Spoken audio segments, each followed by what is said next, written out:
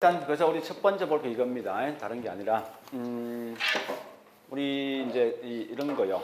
경기 변동은 사실 이제 부동산과 일반을 서로 비교하는 거요. 하는데 그 중에 볼 게 첫 번째 뭐 있습니까? 가장 중요한 게 부동산 경기 측정 기표는 비록 다르게 표현되지만 가장 중요한 것은 수요, 공급, 가격 세 가지 판단하는 거예요. 그래 보시고 두 번째 볼 게 뭐인가 이겁니다. 주로 많이 묻는 게 부동산 경기는 경기 순환 이외에 다른 형태의 경기 변동이 있을 수 있다. 그런 게 뭐냐? 계절적, 불규칙, 그다음에 장기, 즉 추세 변동이 있어요. 그래서 이러한 것은 어떤 예가 어디 속에 포함될 걸 반드시 아셔야 돼요. 자, 그리고 뭐 잘은 묻지 않지만요. 부동산은 항상 보니까 부동산 아니고 일반 경제에서 비교해서 사이클 자체가 먼저 갈 수도 있고 뒤에 따라갈 수 있어요. 그래서 전순환, 후순환. 전순환은 주식이고 후순환은 부동산입니다. 자, 그래 보시고 이제 부동산 시장 특성은요. 주로 중요한 게 뭐가 중요해요? 이거 중요합니다. 첫 번째, 수요 공급 조절이 곤란하단 말이 중요해요. 그리고 비공개, 비표준, 비조직화에 대한 특성이 있는데 이거와 서로 관련된 부동산 특성은 개별성이다. 그죠? 자, 그리고 뭐 있습니까? 공사법에 대한 규제가 많다는 거하고 그 외에 보니까요. 특히 많이 묻는 게 자금의 유용성이 있죠. 유용성과 관계가 있다는 걸 좀 아시고요. 자, 그리고 이제 여과 과정은 가장 중요한 다른 게 중요한 거 아닙니다. 상향이란 말과 하향에 대한 개념을 아셔야 돼요.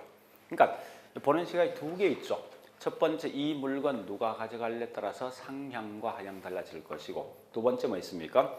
이 건물을 하자 보수할래 말라 따라서 상향과 하향 달라지겠죠.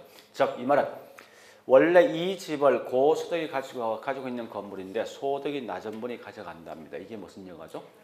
그죠? 하향 여가고 또 하자 보수비보다 거꾸로 집값이 더 크게 뛴대. 이건 뭐예요? 무조건 하자 보수해야 되죠. 그럼 무슨 여가요? 상향여가 되어진다. 그렇게 먼저 아셔야 돼요. 자, 그리고 물론 잘 알지만 설렘과 빈민가는 딱 두 개 마시면 되죠. 시작, 실패, 성공. 무조건 성공이지. 무조건. 그래서 해결책이 뭐가 있습니까? 어쨌든 소득, 돈을 많이 벌어주는 거예요. 철거 정책이 바람직한 게 아니라. 그렇게 아시고요. 자, 그 다음에 이제 중요한 것은 효율적이란 말은 반드시 기본 전제가 초과인이 없을 때 효율적입니다.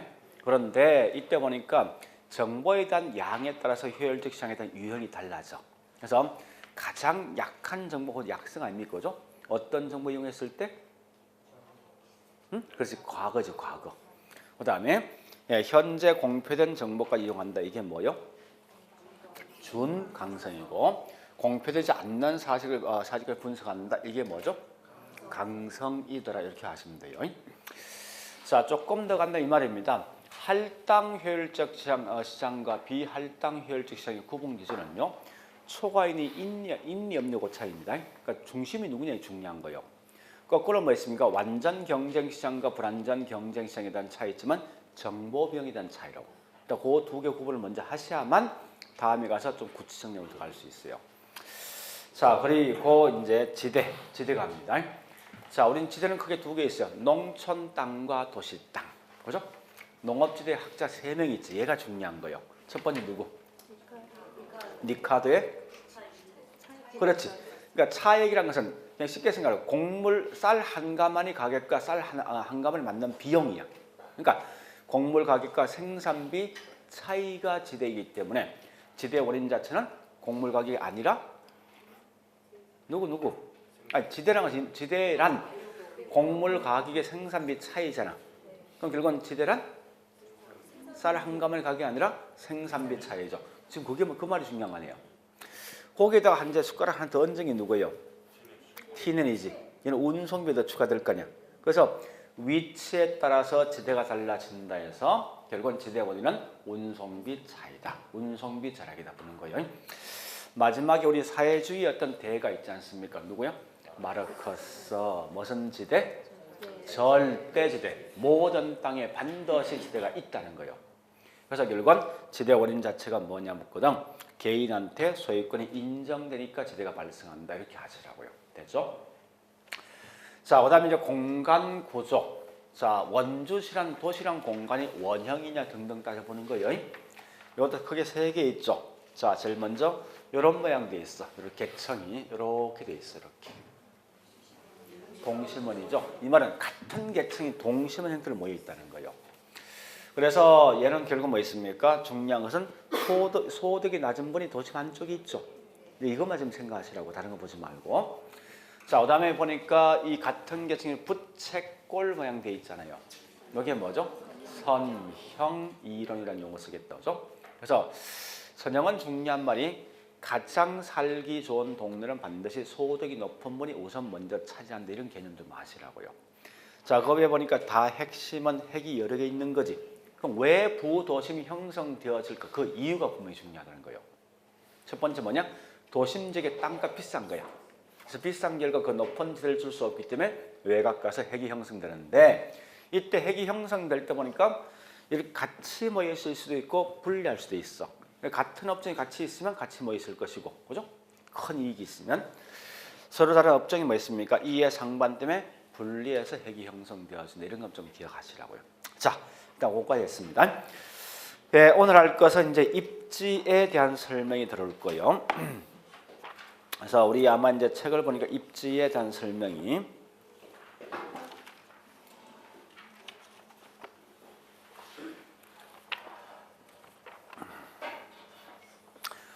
자, 우리 책은요, 입지에 대한 설명이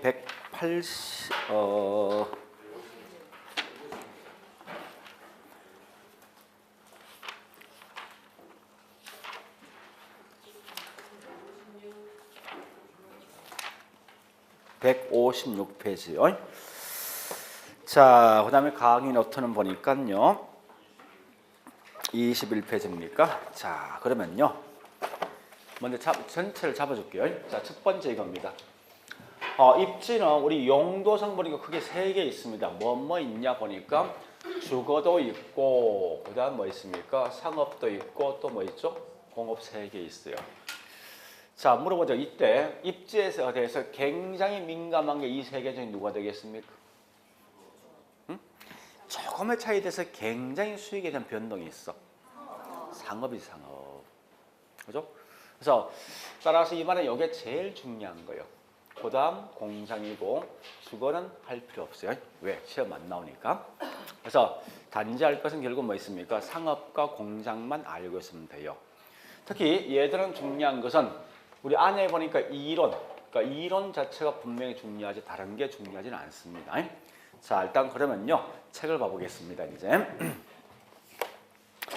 자, 책 보니까 앞에 156페이지요. 156, 157 쭉쭉 넘어갑니다. 예, 쭉 넘어가서 저기 있는 162페이지까지 흘러갑니다. 자, 그 중에 보니까 특히 163페이지 보니까 큰 4번 농업지대 이론 누구죠? 튀넨. 자, 튀넨 나이트 밑에 고립국 이론 나이트죠. 이런 고립국 이론, 이 말이 뭐냐? 그냥 같은 말입니다. 우리 앞에 있던 위치지대 같은 말이 이게. 그래서 튀넨은 무조건 뭐만 생각하면 됩니까? 지대의 원인? 지대 원인 뭐요? 위치 같은 말. 운송비 절약. 그것만 딱 생각해. 더 이상 보지 말고. 자, 나머지 읽을 필요 없습니다. 자, 그래서 굳이 본다면 165페이지 있는 갈로 4번 갑니다. T내내 농업 입지 이론. 같은 말이 뭐냐? 결국은 위치지대설은요. 거기 중요한 말을 보니까 첫 번째 동그라미 1번 체킹하시고, 수송비 절약이 지대가 되어진다. 이 말은 결국 뭐 있습니까? 수송비가 절약되어진 만큼 지대는 올라가지. 그죠? 반대로 수송비가 많이 든다 이 말은 지대는요 떨어지겠지. 그래서 운송비와 지대는 반대 관계다 이 말 하시고요. 그 말 같은 말이 뭐냐? 동그라미 3번이죠? 3번. 자, 중심지에 가깝다 이 말은 그만큼 운송비가 많이 든다 적게 든다? 적게 든다. 따라서 밑에 있는 4번. 따라서 토지는 집약적 이용, 조방적 이용. 집약적 이용. 그런 것만 기억하시라고요. 자, 일단 그래 보시고요. 이제 165페이지 공업 이론 갑니다. 자, 공업 이론 보니까 1컨 1번, 컨 2번, 컨 3번 넘어가고 컨 4번 168페이지부터 보시면 돼요. 그러니까 이래 보시면 되면 제가 설명하지 않는 게 그냥 통과하는 게 있지 않습니까? 하여튼 안 나온단 말을 못 하겠어요? 근데 나 같으면 안 보겠다고. 그러니까 하여튼 그렇게 생각하시면 될 거예요. 그래서 168페이지. 자, 공업 이론. 여기 보세요, 이제.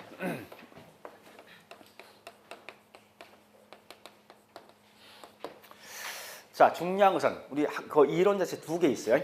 물어보자고. 공장 왜 합니까? 오케이. 그게 목적이죠. 그러니까 뭐 생산성 등은 다 이게 사기고 사실 돈 벌 목적 아닙니까? 궁극적 목적은. 그러니까 우리가 알고 있는 순수익은 총 수익에다가 뭘 빼는 거요? 총 비용을 빼주는 거예요. 분명히 이론 자체 두 개 있어. 그래서 첫 번째는 뭐냐? 이렇게 말하는 거예요. 한 명은 보니까 돈을 많이 벌기 위해서는 어쨌든 이 분필 만드는데 단가를 싸게 할 수 있는 지역 간다. 이렇게 설명하는 사람이 있어.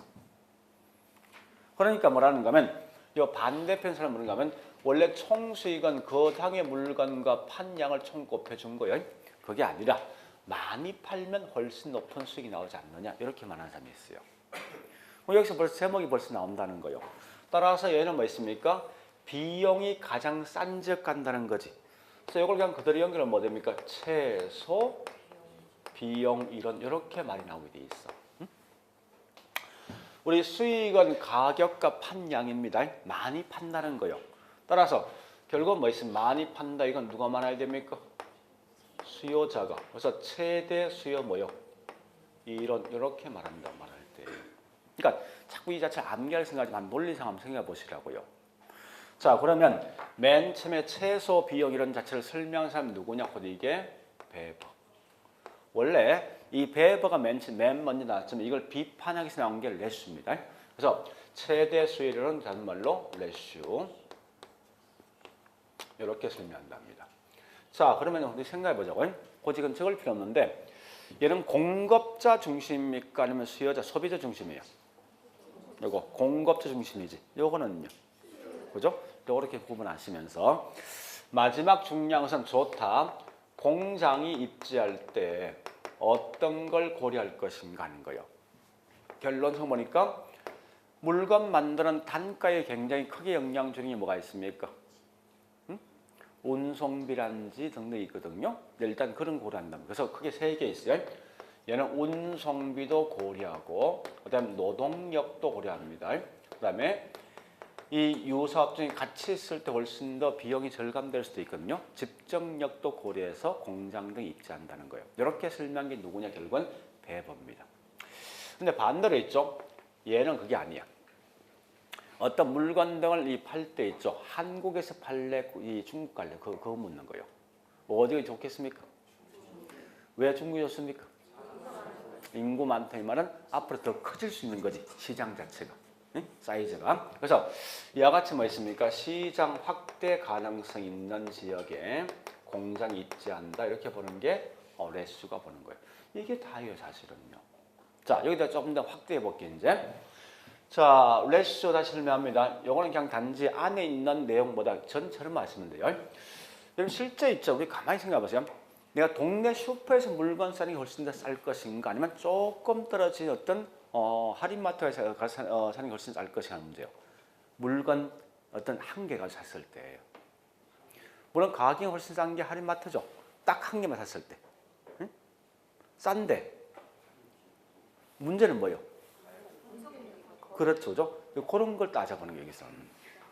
그러니까 소비자가 실제 지불할 수 있는 가격은 이 분필 한 개 있는 제품 가격에다가 그것까지 갈 수 있는 뭐 있습니까? 운송비가 수요되어진답니다. 그래서 자 현재 보니까 이게 시장 있는 지역, 소비자가 있는 지역이 있어요. 여기에 보니까 공장이 들어서 있어요. 거꾸로 멀리 떨어져 있는 이곳에 공장이 들어서 있답니다. 일단 가정상에서 분필 한 개 100원 한답니다. 그런데 이 비공장이 있는 물건을 사기 위해서 여기 있는 고객이까지 가는데 운송비 수반되죠. 그죠? 그런 결과 이게 50원 정도 들어간다면 소비자가 실제 비제품 물건 사는 가격은 150원 들어가는 효과가 있다면 이게. 거꾸로 뭐 있습니까? 이 시장 안에 있는 이 공장이 있으면 얘는 운송이 수반되지 않는 거죠. 결국 실제 소비자 지불할 수 있는 가격이 얼마 되겠습니까? 100원 될 거 아니에요. 이런 것 때문에 훨씬 더 시장 확대 가능성이 있는 지역이 간다는 거예요. 마찬가지 아닙니까? 이런 동네 슈퍼에서 물건 한 개 살 때하고 저기 있는 할인마트 갔을 때 슈퍼 가잖아요. 훨씬 더 운송비 절약되면 전체 있는 이 비용은 더 싸단 말이에요. 이게 사실은. 많은 양을 사면 당연히 전체 어떤 비용도 훨씬 싸겠지만 같은 논리가 이게. 그래서 어쨌든 중요한 거 이겁니다. 자, 그러면 이 말 하셔야 돼요. 거리가 멀면 소비자가 지불할 수 있는 가격은요. 네? 거리가 멀면 소비자가 지불할 수 있는 가격은 비쌀 거 아니에요. 비싼 것만큼 이 물건 살 수 있는 수요가 많다 적다. 이렇게 말한 게 누구냐? 이게 레시야. 설마 시험 낼 때 이렇게 내지 않습니다. 거리가 멀면 수요량이 많아진다 이렇게 시험 내지 않습니다. 단지 이렇게 말한 게 누구냐 이거 말고 있으면 돼요. 자, 두 번째요. 이제 여기 있는 배버에 대한 이론가입니다. 물론 배버는 현재 요거까지 하시면 되지만 사실 여기서 좀 더 확장해 볼 수 있어요. 자, 운송비 가지고 말한 게 뭐냐 이런 게 있습니다.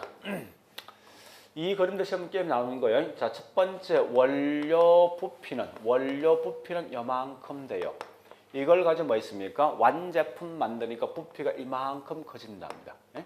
완제품이. 자, 거꾸로 있죠? 원료 부피는 이만큼 되는 걸 가지고 완제품 만드니까 여기 있는 제품이 이렇게 오히려 뭐 훨씬 더 작아진답니다. 네? 자, 그러면 현재 있는 요거는 중량이 많은 거예요. 중량이. 네, 증가된 거죠. 밑에 있는 이건 중량이 뭐한 겁니까? 그래서 이를 보통 중량 감소 산업이라는 용어를 쓴답니다. 자, 그러면 이때 각각에 있는 제품들마다 공장 등을 입지할 때 원료 산지에다 공장 입지할 것인가 아니면 시장에다 공장 입지할 것인가 하는 문제가 일단 가정상에서 트럭 한 대가 싣고 갈 수 있는 양은 1톤을 싣고 갈 수 있다 가정할게요. 자, 만약 현재 이와 같은 것은 원료가 1톤인데 완제품이 10톤 되어진다 합니다. 이거는 우리 한번 생각해 보죠. 운송비 훨씬 더 절감되는 게 원료 산지가 공장 입지가 좋겠습니까? 아니면 시장이 좋겠습니까? 응? 어디가 훨씬 더 운송비가 절감되겠습니까? 자, 여기다 공장 차리면 완제품 몇 톤 나옵니까? 10톤 나오지. 그죠? 그럼 차 10대가 분명히 이동해야 될 거 아니에요. 근데 거꾸로 여기다 공장 차리면 결국 뭐만 들고 오면 됩니까? 원료만 들고 오면 되지. 원료 몇 톤이요? 1톤이면 차 한 대만 가면 끝날 거 아닙니까? 훨씬 더 비용 등이 절감되는 지역이 시장이죠. 이런 걸 뭐라냐? 다른 말로 시장 지향형 산업이에요. 지향형 산업이란 용어를 쓴답니다. 자, 거꾸로 밑에 있는 요거는 원료 10톤 가지고 완제품 만드니까 1톤을 가지고 만들어진답니다. 1톤이 완성되어진대요. 얘는 당연히 공장 어디 가야 되겠습니까? 원료 산지죠. 그래서 이런 걸 원료 지향형 산업이라는 용어를 쓴답니다. 그럼 여러분 실제 공부하실 때 이 두 개를 둘 다 보지 말고 있죠. 둘 중에 한 개만 가지고 생각하고 그 반대인 건 반대라 생각하시면 돼. 조금 빠른 방식은요. 시험에 딱 나오는 그림을 먼저 그리시라고 그러시는데 부피가 무거운 쪽에 원료가 무거우면 원료 지향형이야. 반대로 완제품이 더 무거운 뭐 있습니까? 시장 지향률을 보시라고요. 자, 그러면 이때 원료지수란 말이 있어요. 원료지수는 결국은 공식이 요겁니다. 제품분의 원료 이 말입니다. 공식이. 그럼 이거는 항상 분수와 관련돼 있는 게임은 손익분기점 1입니다. 1인데 얘는 1보다 큰 거에 작은 거 이거는. 제품분의 원료니까 10분이니까. 그래서 1보다 작은 게 보니까 시장 지향형. 그 반대로 1보다 큰 게 원료 지향형. 자, 하나 더요. 이때 보니까 이 원료를 전국에서 마음대로 구할 수 있는 원료랍니다. 그래서 이런 걸 보통 뭐라 하냐? 보편 원료. 보편적 원료는 당연히 시장 지향이라고. 거꾸로 얘는 뭐 있습니까? 특정한 지역에서 나는 원료가 있습니다. 이걸 보통 쓸 때 국지 원료 또는 뭐 있습니까? 편제 원료. 이럴 때는 전부 다 원료 지향형 산업이다 쓰는데, 자, 중요한 것은 여기에 대한 요 구분 기준은 뭐에 따른 구분 기준이었습니까?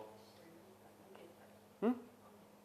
이렇게 구분되어진 뭐에 따라서 무게입니까? 제일 중요한 운송비죠, 운송비. 따라서 뭐 있으면 보니까 배버가 가장 중요시하는 게 누구냐? 운송비를 가장 중요시한다 말 뜻이고요. 그래서 일단 이런 개념만 좀 알고 있으면 돼요. 자, 일단 여기까지 봤으면 우리 거기 있는 뭐 있습니까? 강의 노트 보니까 21페이지 설명이 꽤 많지만 일단 레쉬의 최대 수율은 그 두 개 마시고요. 그다음 뭐 배버가 중요한데 배버는 반드시 뭐 있습니까? 운송비를 따라서 결정되는데 이 운송비는 무게와 거리에 따라서 결정됩니다. 자, 그런데 얘는 보니까 뭐 있습니까? 크게 세 가지 형태로 구분되는 거 아닙니까? 그죠? 공장 입지할 때 뭐 있습니까? 운송비 또 노동력 또 뭐 있습니까? 마지막 보니까 집정력이죠. 이런 거에 따라 구분되지만 지금은 두 개만 하시면 돼요.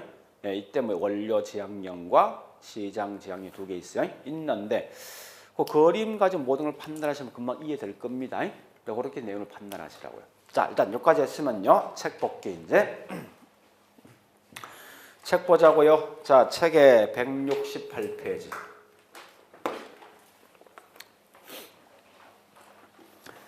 자, 첫 번째 갈로 1번 배버의 최소 비용 이론.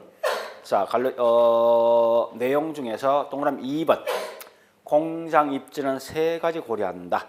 수송비하고 임금 수준, 즉 노동력이지. 그다음 집적 이익, 요거 세 개 고려한다. 둘째 줄 가장 중요한 건 운송비가 중요하다 말 뜻이 겁니다.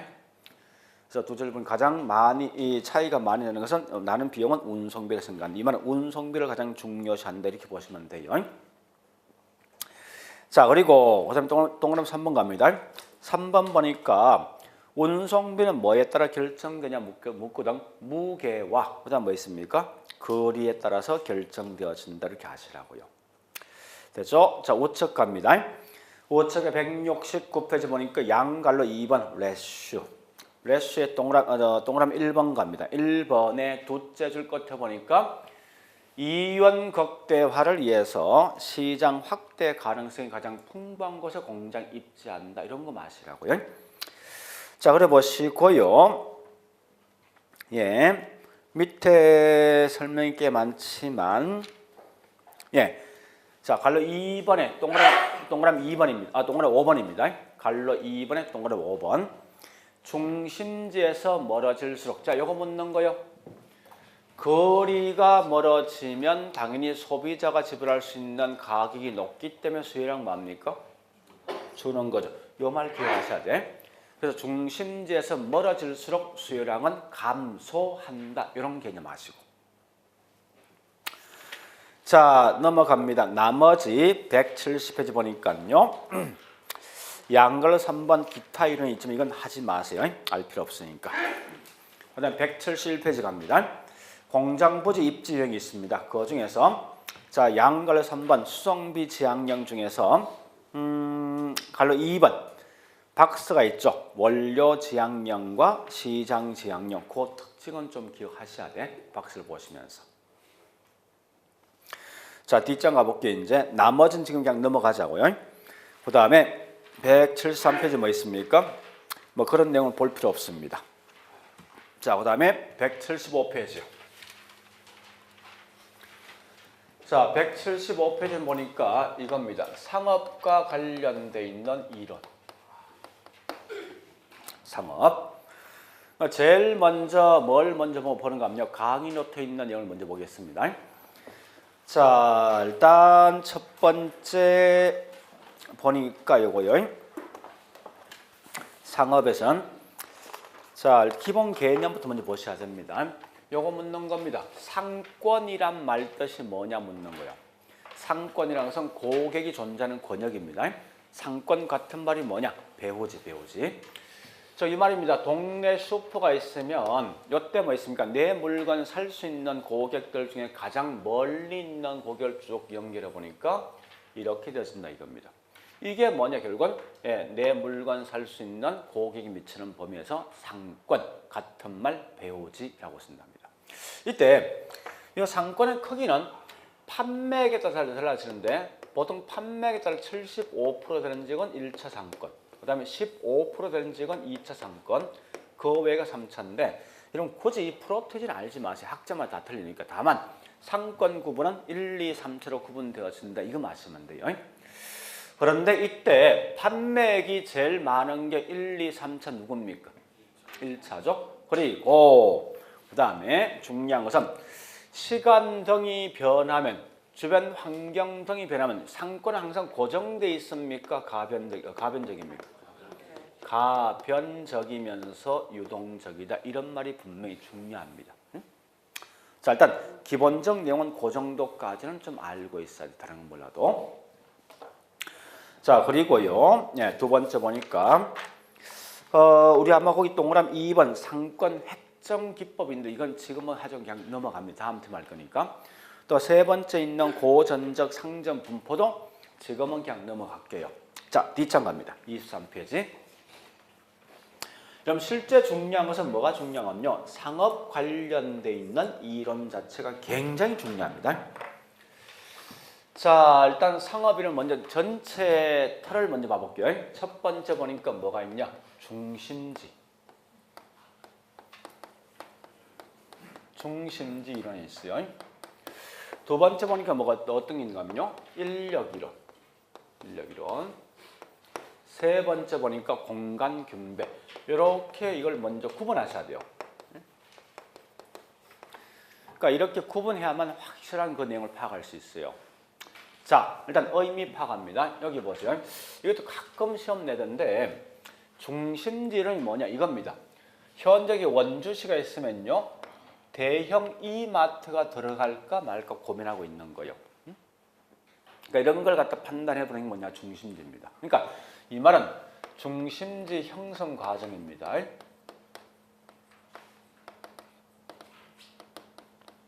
형성 과정을 설명한 게 뭐냐고 이게 다른 말로 중심지 이론이라고. 자, 그다음에 요 인력이란 말 뜻이 뭐냐? 인력은 끌어오는 힘이죠. 즉 이런 거요. 만약에 A 슈퍼와 B라는 슈퍼가 있으면 하나 물어보죠. 항상 A 슈퍼와 B 슈퍼는 무조건 상권이 딱 이렇게 분리되어 있습니까? 만약 이렇게 되어 있으면 무조건 여러분들 항상 물건 살 때 딱 한 곳에 있는 슈퍼에 물건 사야 된다고 사실은. 실제로 그렇지 않죠, 그죠? 여러 곳에 있는 슈퍼에 물건 산답니다. 그러면 여기 상권에 충돌이 발생할 거 아니에요. 했을 때 여기 있는 고객을 A 슈퍼와 B가 각각 어느 정도 인력 끌어올 것인가 따져보는 게 인력 이론이라고. 그런 결과 이 말입니다. 얘는 중심지 간의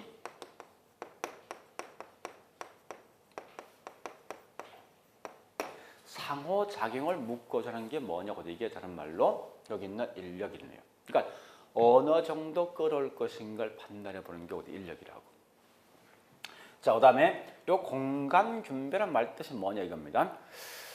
경쟁 관계에 있는 두 점포는 공간을 균등하게 배분하기 위해서 어떻게 할 것인가 묻는 거예요. 즉 이런 거 쉽게 말해서 한예로서 자, 똑같은 어떤 경쟁 관계에 있는 슈퍼가 있어요. 있는데 여기다 A 점포가 딱 들어온답니다. 들어오니까 B 점포는 요쯤에서 들어온답니다. 그럼 잘 알지만 똑같은 어떤 점포라면요. 사람들은 가까이 있는 곳에 물건 사게 돼 있어. 그런 결과 요만큼 A 고객, 나머지는 B 고객이다. 그 결과 여기 A 점포는 조만간 망하겠죠. 그래서 누군가 다시 이렇게 들어온다 이렇게. 그러면 다시 여기 있는 A는 요만큼 고객, 나머지 B가 요만큼 고객 아닙니까? 그러니까 결국 망할 수밖에 없어요. 이렇게 점점점 하다 보니까 나중 가니까 이 A, B가 공간을 반반씩 균등하게 배분되어진다 하는 게 공간 균배예요. 그러니까 큰 틀을 먼저 아시라고요. 자, 그러면 이때 보니까 이 중심지는 학자가 두 명이 있어요. 누가 있는가 하면 첫 번째 크리스탈러의 중심지 이론이 있습니다. 두 번째 허퍼. 허퍼에 뭐 있냐? 예, 중심지 이론. 제목은 같습니다. 자, 그 다음에 인력 이론도 보니까 크게 3명 있는데 제일 먼저 시작할 게 누구냐? 랠리. 랠리의 소명 인력 이론이 있는데 이걸 비판한 사람이 누구냐? 허퍼예요. 허퍼. 그래서 이때 보니 다시 뭐 있습니까? 랠리 이론 자체가 또 수정 보완한 거. 수정 보완한 사람이 누구냐? 이게 컨버스예요. 컨버스. 자, 따라 실제 중요한 것은요. 여기 있는 요 2개 내용이 굉장히 중요합니다. 무슨 말인가 하면요. 인력은 무조건 한 개는 기본이 나오는 게 기본인데 요게 매년 나와. 그것도 계산 문제가 15회 때부터 지금까지 매년 계산 문제 딱 한 개 나왔어. 여기서. 요건 무조건 하셔야 돼요. 무조건. 자, 그래서 이 계산 문제는 굉장히 쉽습니다. 이게 틀리면 진짜 곤란한데 하여간 반드시 하셔야 돼요. 자, 그 다음에 이제 하여튼 이렇게 큰 틀 자체를 먼저 비교하세요. 자, 그러면 당연히 뭐 있습니까? 크리스탈은 누가 비교합니까? 허퍼하고, 그죠? 그 다음에 랠리하고 허퍼 비교하시고, 참고로 허퍼는 보니까 같은 사람이에요. 같은 사람. 다만 논문 자체가 다른 게 2개 있는 거예요. 그래서 항상 공부하실 때 무조건 어떻게 하냐면 요거 따로따로 공부하셔야 됩니다. 같이 묶으면 곤란해. 혼돈이 생긴다고 이게. 하여간 이제 이렇게 보시면서 만약 현재 우리 여기서 뭐 있습니까? 입지론과의 공부하는 제일 먼저 요거부터 먼저 하세요. 무조건. 왜? 매년 시험 나오니까. 매년. 말할 필요가 없는 거예요. 자, 그러면 첫 번째는 중심지 이론부터 할게요. 중심지. 자, 일단 제일 먼저 중심지 이론 보니까 그럼 참고로 중심지는 크리스탈러가 중요하겠습니까? 허퍼가 중요하겠습니까? 훨씬 더 중요한 게 크리스탈러입니다. 그래서 이 일을 먼저 하는데 다만 뭐 허퍼라는 목적은 틀린 말이 보니까 허퍼 쪽에 보통 시험 나오더라 이겁니다. 나올 때. 그래서 이제 이걸 비교하는 건 사실 다른 뜻은 없습니다. 자, 일단 첫 번째 보니까 중심지 이론이 있는데 그래서 앞으로 중심지란 말씀은 기본 개념은 결국은 크리스탈의 중심지일 걸 가정한답니다. 자, 일단 2개 비교합니다. 첫 번째 크리스탈하고 그 다음에 허퍼 이렇게 비교할 거예요. 우리 아마 거기 있는 뭐 있습니까? 과학인터 보니까 박스에 있을 거예요. 결국은 크리스탈을 보니까 거시적입니까? 미시적입니까? 그 다음에 허퍼는 뭐예요? 미시적인데 이걸 가지고 다른 말로 소비 행태 분석. 이 말은 소비자가 물건 살 때 어떤 행동 심리를 가지고 살 것인가 묻는 거예요. 자, 잠시 지금 제가 이제 뭐 있습니까? 중심지에 대한 개념 설명할 건데 중심지는 크게 3개 있습니다. 저차원 중심지, 중차원 중심지, 고차원 중심지가 있어요. 그러니까 원래 저차원 중심지는 보통 이제 동네에 있는 어떤 상권, 그다음 중차원 중심지는 보통 부심지에 있는 상권이랍니다. 그다음 고차원 중심지는 도심지에 있는 상권인데 일단 원래 이게 정확한 표현이에요. 근데 그렇게 보지 말고 그냥 쉽게 생각하죠. 동네 슈퍼가 저차원이에요. 이마트가 중차원이에요. 그다음 백화점은 고차원 생각하시라고. 똑같은 개념이니까. 자, 묻습니다. 요거부터 할게요. 요 의미를 여러분 요 의미를 좀 기억하시라 이거예요. 이 말 뜻이 뭔가를 좀 기억하시라고. 사람들은 저기 물건 살 때 우리 집이 있습니다.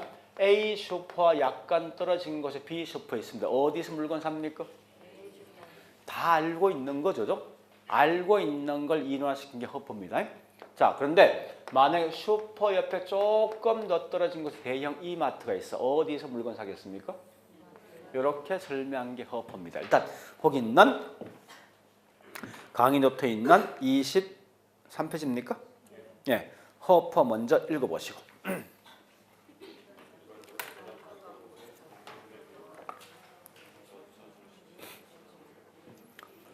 어려운 내용이 아니죠. 이 말은 뭐야? 한마디로 소비자가 물건 살 때 어떤 행동 심리가 있냐, 이런 행동 심리가 있다는 거예요. 그래서 여러 가지 다른 말로 소비자 행태 분석, 행동 심리 분석이라고 표현할 때.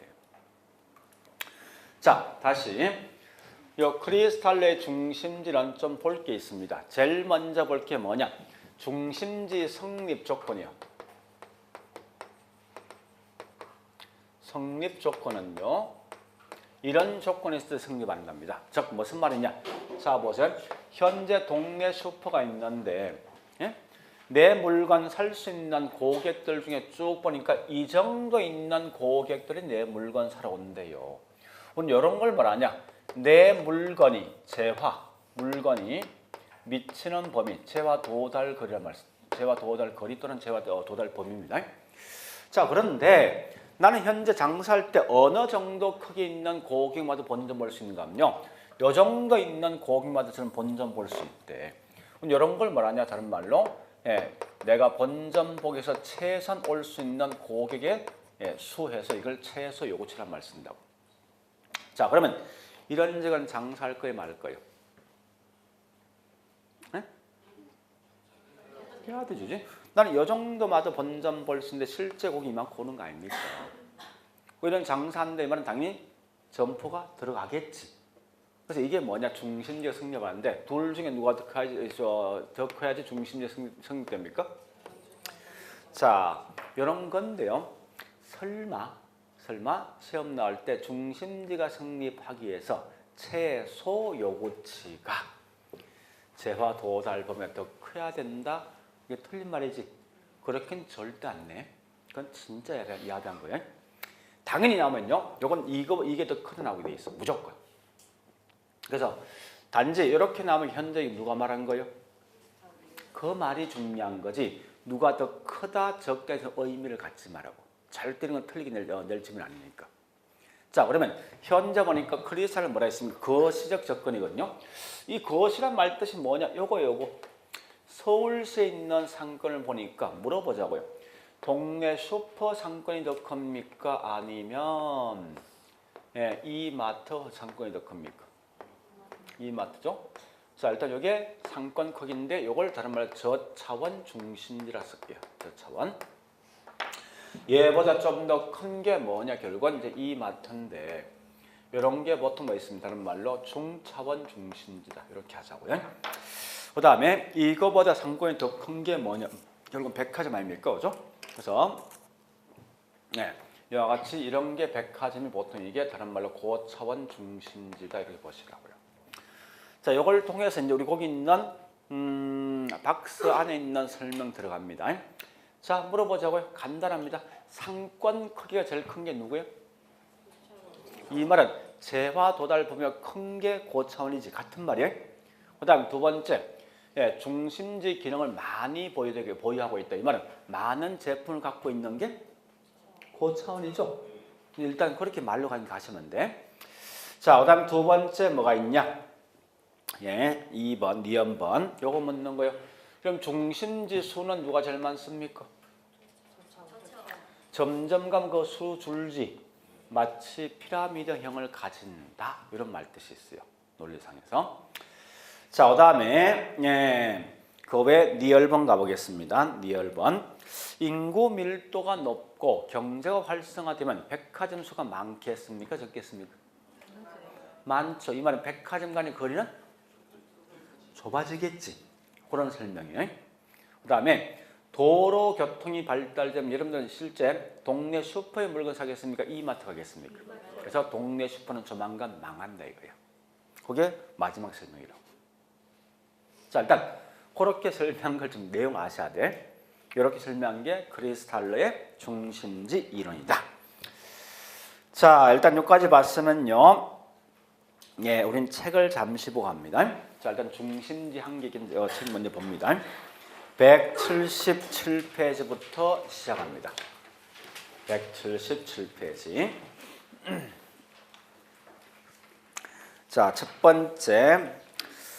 제목을 보면 답을 찾아가야 됩니다. 자, 첫 번째 상권이란 말 나왔지 않습니까? 첫 번째, 그래서 갈로 1번 상권 개념. 동그라미 1번 중요한 말이 두 개 있어. 상권은 다른 말로 배후지란 말한다. 또는 뭐 고객이 존재하는 지역, 권역을 말하냐고 이게 상권입니다. 자, 그다음 양갈로 3번 갑니다. 상권 범위는 그 안에 쭉 있는데 가장 중요한 말이 뭐죠? 그렇지. 가변적이고 유동적이다. 그런 말 기억하시고. 자, 갈로 4번 통과 뒷장 갑니다. 178페이지. 예. 하여튼 뭐 그거 설명할 때 뭐 쭉 돼 있어요. 그런 건 보는 게 아니에요. 여러분들 그냥 쭉 넘어가시라고.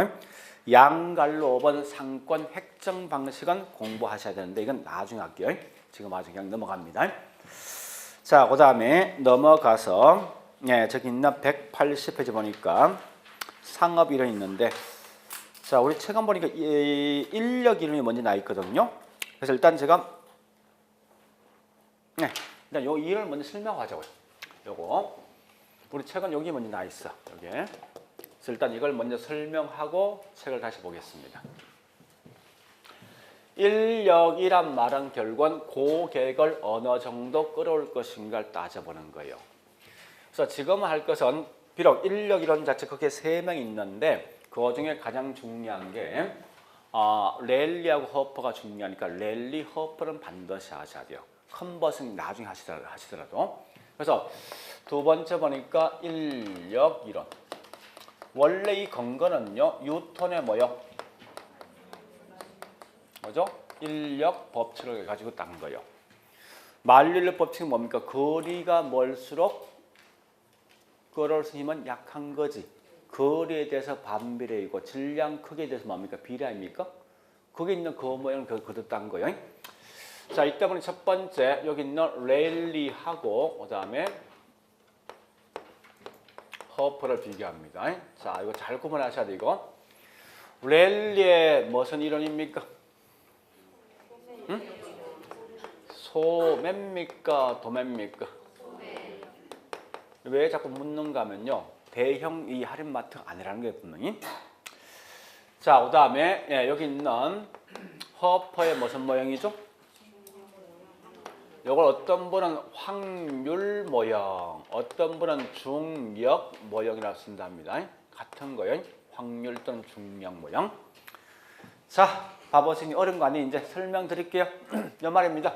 아니 A란 슈퍼와 B란 슈퍼가 이렇게 있습니다. 있는데 A란 슈퍼와 B란 슈퍼가 있는데요. 상권이 중복이 발생하는데 여기 있는 고객을 어느 정도 어떻게 끌어올 것인가 하는 문제가. 그러니까 여기 있는 랠리는 뭐라 했습니다. 이렇게 보니까 사람들은 가까운 곳에 물건을 사는 경향이 있고 상권, 동네 슈퍼하고 대형 할인 마트에 있으면 상권 크기에 따라 분명히 달라진다는 거예요. 자, 물어보자고요. A 지역은 대형 할인 마트고 B는 동네 슈퍼야. 거기 훨씬 더 어디 많이 가겠습니까? 그렇죠? 그래서 결국은 상권이 경계될 수 있는 점이 어디쯤 되냐 보니까 이쯤 된대 만약에. 그래서 이렇게 딱 구분시키는 거예요. 해서 그다음 뭐 있습니까? 여기 있는 얘는 무조건 A 고객이야. 얘는 무조건 B 고객이야. 처음부터 결정되어 있는 거지. 너 A 간다, 너 B 간다는 거야. 이 말이 뭐냐? 결국은 다른 말로 이 접근 방식인데요. 얘는 뭐 있습니까? 결정론적 접근 방식이야. 너 결정되어 있다는 거야. A 간다, 너 B 고객 이미 결정되어 있어. 이래 설명한 게 결국은 랠리가 말한 거고요. 반대로 허퍼는 뭐냐? 이게 말이 안 되는 거야 사실은. 그렇지 않습니까? 아니, 여기 있는 고객 무조건 A만 갑니까? 아니잖아. 분명 B 갈 수 있잖아 이거. 그죠? 미리 결정하지 마라 이거야. 네가 말하는 약간 모순이 있다는 거예요. 그렇게 하지 말고 좋다. 요 안에 고객이 10명 있으면 너들은 마음대로 이동할 수 있다는 거야. A 갈 수도 있고 B 갈 수 있다는 거야. 다만 요 10명 중에 몇 프로가 A, 몇 프로가 B 갈까 고려하는 거예요. 보니까 요 A 지역에 60% 고객이 갔는데 B 지역에 40% 갔는데 이렇게 해서 고객의 유인력을 판단해보는 거예요. 얘는 결국 뭐 있습니까? 확률로 판단한 거지. 그죠? 얘는 이미 결정된 너 A 고객, B 고객 결정돼 있어요. 이걸 확정론적, 결정론적 접근 방식이고 얘는 뭐 있습니까? 전체 고객이 마음대로 이동은 가는데 몇 프로 정도 갈 것인가 해서 이걸 다른 말로 확률론적 접근 방식을 쓴다고요. 확률론적 접근 방식.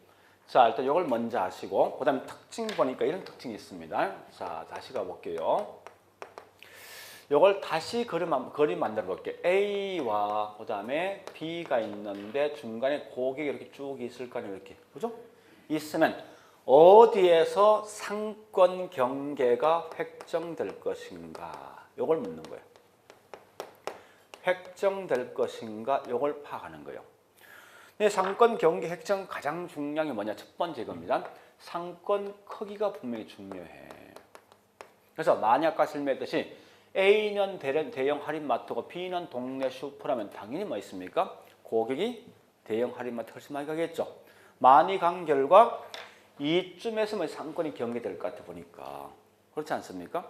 그래서 결국은 상권 경계 훨씬 더 가깝다 이 말은 상권이 더 크다 작다? 작은 쪽에 훨씬 가까운 거예요. 요 정도 마시면 된다고. 자, 반대로 있죠. 여기 있는 허퍼는 뭐를 강조하는 거 보니까 자, 물어보죠. A는 시장 점유율 몇 프로? B는요? 그러니까 얘는 당연히 시장 점유율을 파악할 수 있다. 이렇게 마시면 돼. 근데 실제로 말로 시험 잘 내지 않는데요. 내면 이런 거 가지고 장난친답니다. 근데 오히려 나 같으면 이걸 하기 전에 먼저 요 두 놈을 이렇게 같이 묶어서 있죠. 이래 보시라고요. 얘는 분명히 계산 문제가 중요할 수밖에 없습니다. 그래서 계산 문제 있는데 우리 분명히 거리에 대해서 반비례이고 이 말이 이거 아닙니까? 거리에 대해서 뭐요? 반비례이고 크기에 대해서 뭐합니까? 요걸 가지고 공식을 만든다고. 그래서 공식이 뭐냐? 간단합니다. 이 공식만큼 반드시 아시라고요. 거리분의 크기가 되어진다. 이때 뭐 있습니까? 여기 반드시 들어올 게 마찰계수. 마찰계수 들어온답니다. 자, 일단 여기까지 했어요. 지금 제가 컨버전 지금 안 할 거예요. 그러니까 요거까지 했는데 지금부터 요걸 통해서 뭐 있습니까? 계산 문장이 풀게요. 계산 문제 굉장히 중요하니까. 어디를 보시는가 하면요. 우리 책을 보니까 저기 있는 182페이지입니다. 182페이지.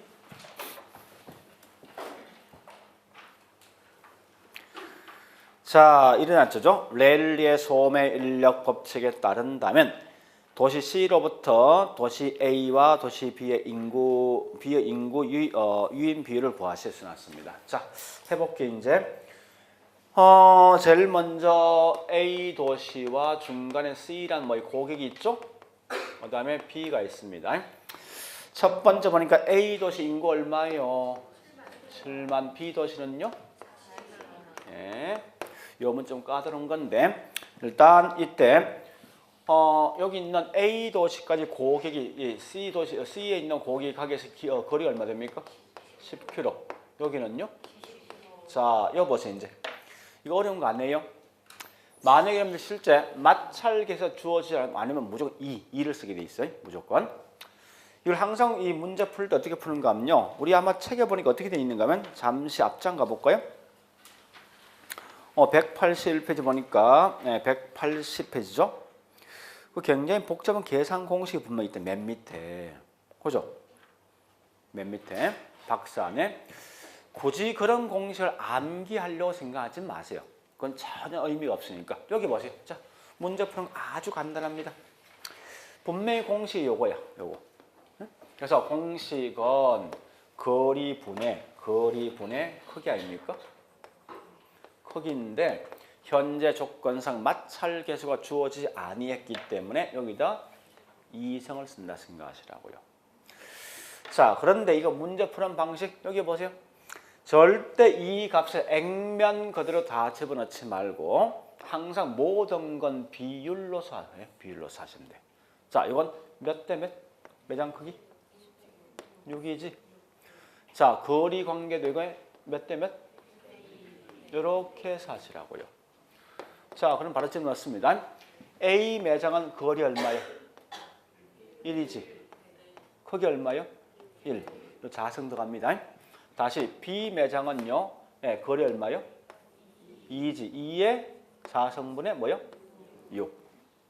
그래서 요 값은 1. 요거는 2분의 3 될 거 아니에요. 그죠? 자, 일단 요걸 문제 푸는 방식 이렇게 합니다. 일단 분모를 싹 없애보자고. 그럼 전체를 뭘 곱해주면 됩니까? 2를 곱해주면 되죠. 얘는 2대 뭐가 됩니까? 3이지. 그러니까 전체에 있는 인구 중에 2대 3 비율로 갔는데 이 말이 뭐냐? 이해 안 되는 분은 합치는 얼마요? 5분의 2가 A 고객, 5분의 3이 B 고객이야. 얘는 뭐요? 몇 프로? 요거면 60% 아닙니까?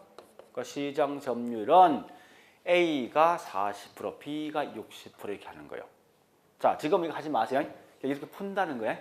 나중에 할 거니까. 그러니까 이런 문제가 매년 딱 한 문제, 한 문제. 그러니까 이건 절대 문제 푸셔야 됩니다. 지금 그냥 통과하지만 이걸 푼다는 게 나중에 가면 지금 중요한 건 이런 개념 정도는 봐놓으시라고. 지금은. 자, 여기까지 했으면 이제 책에 있는 내용 가지고 들어가겠습니다. 하나 더 하자고요. 네, 한 개 더 남았네. 요거 남았죠?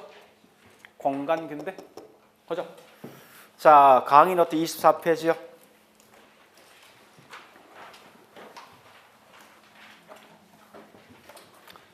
자, 공간 균배 여기 보세요. 이 말입니다. 아까 설명했던 거예요. 이 공간이 균등하게 배분된다는 이론인데요. 중요한 것은 뭐냐? 시장이 좁을 때하고 시장이 넓을 때 달라집니다. 시장이 좁을 때 넓을 때 달라지는데 시장이 좁을 때는 반드시 두 개 경쟁 관계에 있는 두 개의 점포는 항상 중앙에 위치해야만 결국 뭐 있습니까? 반반씩 고개를 가져가는데 이 시장 이름 좁단 말 뜻이 뭔지 아면 이겁니다.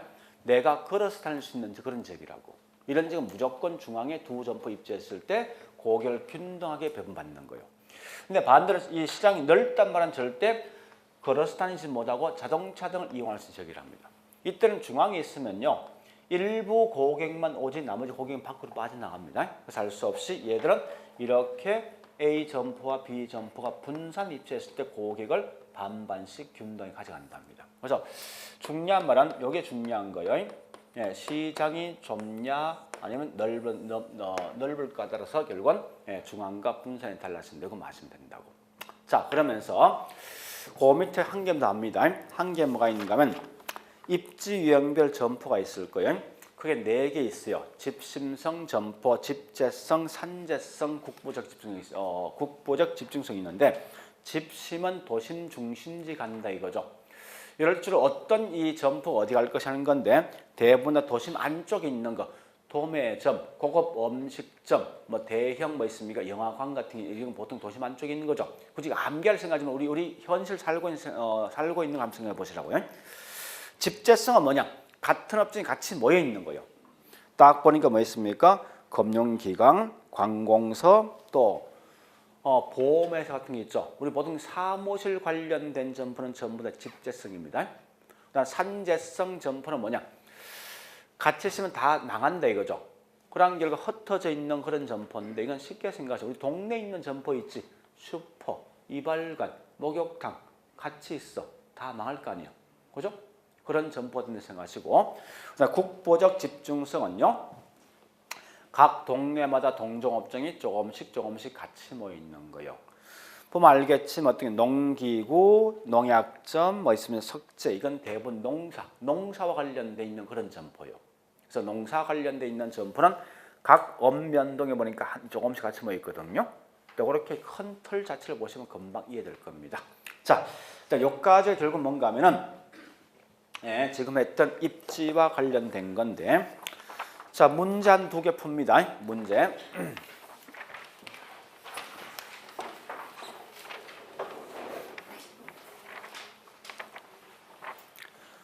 자, 일단 1번부터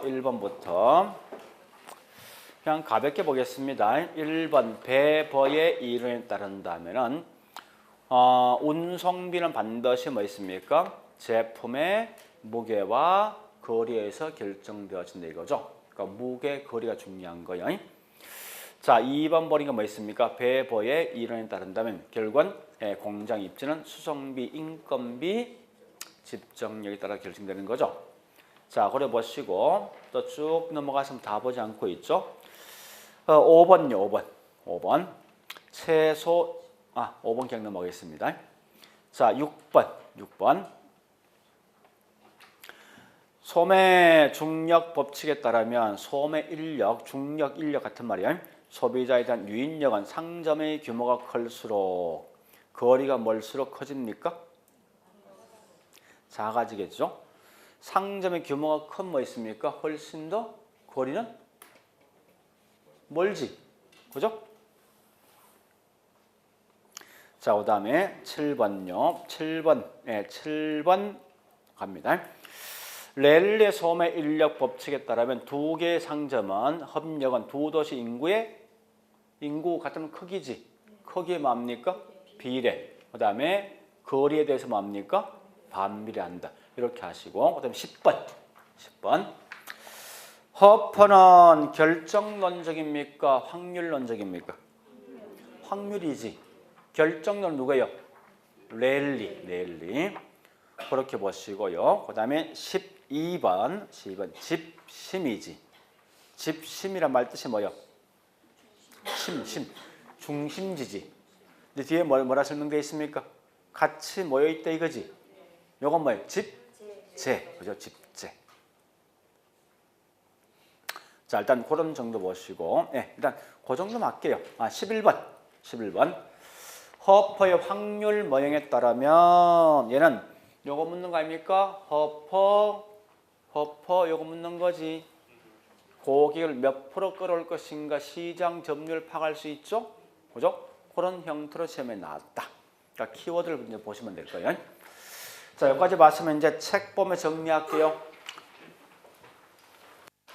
자, 일단 책에서 180페이지부터 합니다. 자, 첫 번째 랠리의 소매 인력. 자, 동그라미 2번의 셋째 줄. 두 도시 크기에 비례하고 거리에 뭐 있습니까? 반비례한다. 이런 거 아시고요. 그 다음에 자, 181페이지 맨 위에 기억 니은. A 도시가 B 도시가 크다면 상권의 A 도시 영향력이 크므로 주가 두째 줄 끝에 뭐 있습니까? 항상 상권 경계는 큰 쪽, 작은 쪽이 가깝다 이거죠. 요거 묻는 거 아닙니까? A가 B보다 상권이 크면 상권 경계 쪽은 작은 쪽이 훨씬 가깝습니다. 경계 쪽은. 그렇게 묻는 거. 자, 일단 컨버스는 지금은 넘어갈까요? 넘어가 보자고요. 양갈로 3번 중심지는 나 있습니다. 자, 일단 크리스탈의 중심지. 그럼 아직 제가 우리 책에서 요거 하고 이거 안 했습니다. 안 했다고? 자, 일단 중심지는 넘어갔습니다. 넘어갔는데 그 중에 보니까 어디를 보는가 하면요. 자, 183페이지 리얼번 재화 도달 범위란 개념 아셔야 돼요. 그래서 중심지 기능이 주변적에 미치는 최대한 공간적 범위. 말 참 어려운 이 말입니다. 내 물건이 미치는 범위야. 그죠? 그래서 그래 보시면 우리 이거 뭐죠? 맞죠? 그죠? 재화 도달 범위는 내 물건이 미치는 범위라. 주변적까지 최대한 미치는 범위라. 그다음 두 번째 밑에 있는 최소 요거치 있죠? 자, 이 말은 최소 요거치 중심지로부터 살아남기 위해서 최선 고객 수 또는 지역 범위다. 이 말은 내가 본점복에서 올 수 있는 고객 수가 있는 지역 범위. 이렇게 하시면 되겠습니다. 자, 동그라미 2번 정리하시고 중심지 성립 조건은 반드시 재화 도달 범위가 최소 요거치보다 커야 되죠. 그래 하시고 자, 넘어갑니다. 넘어가서 184페이지 자, 동그라미 5번 갑니다. 요점에 기억을 뺀 나머지 니은부터 디귿 내려쪽에서 쉬어까지 끝까지 또는 5번에 뭐 있으면 요점에서 기억을 뺀 나머지 니언, 디귿, 니얼, 미연, 비업, 시어까지 다 보시라고. 자, 그 다음에 185페이지. 자, 갈로 2번 허퍼의 중심지론. 그럼 잘 보세요. 우리 책에 좀 약간 혼돈이 좀 있는 것 같아 보니까 여기 보세요. 분명히 우리 책에 보니까 허퍼의 중심지론 나와놓고 여기 중심지 아닙니까? 또 갈로 속에 뭐 나 있습니까? 그러니까 결국 이 말은 허퍼를 그냥 한 곳에 그냥 짬뽕 시켜놨어. 같이. 어쨌든 이걸 좀 잘 구분하시라고요. 원래 사실 딱 구분되는 사람이 사실은. 자, 일단 거기 있는 동그라미 2번 갑니다. 2번 내용 보니까 2번에 기억본 갑니다. 기억. 허퍼 이론은 소비자의 특정 쇼핑에 갈 확률은 소비자와 중심지 간의 거리, 경쟁 쇼핑의 수, 또 뭐 있으면 쇼핑센터의 크기에서 결정되어서 가정한다. 이런 거 읽어 좀 저기 정리해 놓으시고요. 그다음에 자, 우리 그 공식 밑에 미연번 허퍼의 중심지 이론.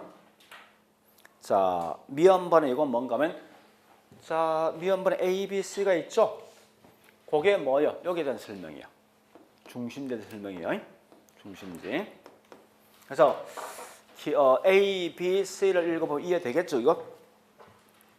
아까 했던 거 아닙니까? 그죠? 자, 넘어가 볼게요.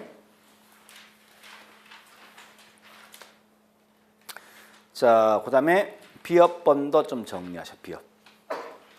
비업. 요거 묻는 거예요. 비업은 크리스탈르는 거시 미시, 허퍼는 그런 거에 대한 설명이 거기 설명 들어요. 비업번에. 자, 일단 그런 정도까지 보시고요.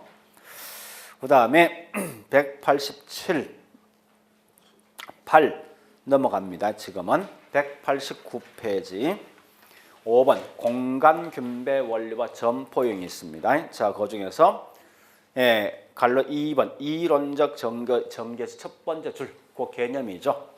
경쟁 관계에 있는 점포 사이는 공간이 서로 균등하게 배분된다는 이론이다. 요거 아시고 넘어갑니다. 190페이지 갈로 3번 결론. 동그라미 1번, 2번. 동그라미 1번은 뭐냐? 시장이 좁고 나오죠. 무조건 중앙의 어떤 집심성 점포입니다. 거꾸로 동그라미 2번 시장이 넓고 난 무조건 이건 분산 입지. 이렇게 좀 기억하자고요. 그리고 191페이지요. 자, 갈로 1번 동그라미 1번, 2번, 3번, 4번 있죠? 집심성, 집재성, 산재성, 국부적이 있습니다. 이거 뭐 문제 알죠? 어떤 점포가 어떻게 포함될까 묻는 거예요. 이걸 한 개 한 개 다 암기할 생각하지 말고 우리 한번 생각해보죠. 이런 도심 중심지는 주로 어떤 점포 있습니까? 주로 어떤 점포가 있습니까? 대부분 다. 네? 백화점 들어서 있고 큰 영화관 들어서 있지 않습니까? 이런 게 다른 말로 집심성이라고. 보통 우리 상업지역 가보니까 사무실 같이 모여 있지. 이런 집재성이고. 그러니까 그렇게 막연하게 생각하시면 금방 이해된다고 이게. 자, 그래 보시고 다른 거는 다음 텀에 할게요. 다른 거는. 자, 그다음 197페이지. 여기부터 웬만하면 있죠. 저기 있는 195페이지부터 있죠. 202페이지까지입니까? 202페이지까지. 하여튼 저는 공부 안 하겠습니다.